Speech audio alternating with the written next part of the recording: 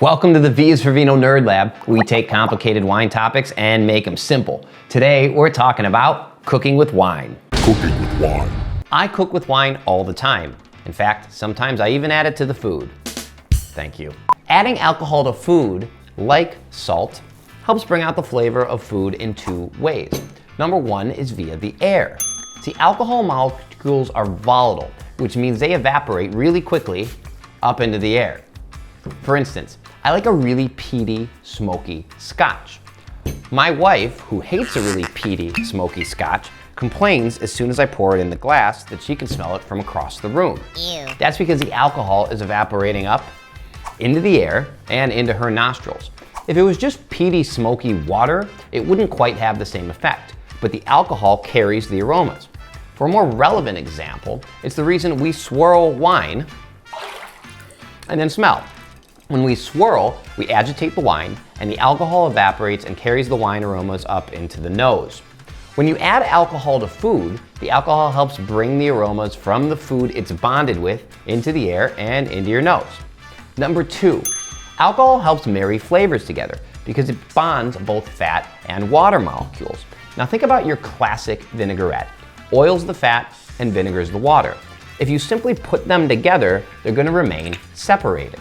To bond them, you have to mix them together. Alcohol does the same thing. Alcohol acts as the fork. It bonds the water and fat molecules together.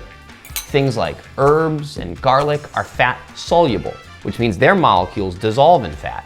But in order to penetrate into the food like meat or fish, they need to be carried into them via water. So the fat hitches a ride in the water car and into your food. All right, now that we've established that wine is helpful for food, the next question, does it really burn off? Short answer, no. There's gonna be alcohol in your finished dish. How much all depends on heat and the surface area and time. But to give a few examples, something flambéed will still have about 75% of its alcohol remaining. Something baked will have about 45% remaining. And something simmered for about 2.5 hours will have about 5% remaining. But I wouldn't worry too much. By the time you take into account the percentage that's burned off, the quantity of alcohol you're adding, and how many portions you're dividing the dish into, the chances of you getting hammered off that bourbon brownie are fairly slim. Finally, what wine should you cook with? Most people say don't cook with something you wouldn't drink. The thought is that wine flavor gets more concentrated as it reduces. On the other hand, you're going to lose most of the nuance of any wine you cook with, and if you only drink expensive bottles, cooking with them is a bit of a waste. So my go-to is actually a high-quality box wine. It's good enough for cooking, but not something you would feel bad not drinking, and has the added bonus of staying fresh longer, so you always have cooking wine on hand. Whatever you do, just avoid so-called cooking wine, which is terribly cheap wine with preservatives and additives like salt.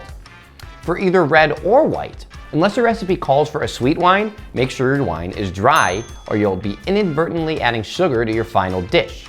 With white wine, a high-acid, unoaked wine like Pinot Grigio or Sauvignon Blanc, and for red, a fruit-forward, medium tannin wine like Merlot or Pinot Noir would be perfect. Speaking of Pinot Noir, beef Bourgogne, or beef Burgundy, is arguably the most classic red wine dish in the world, and it calls for a whole bottle of Burgundy. I hope you enjoyed today's Nerd Lab on cooking with wine, and as always, keep geeking out.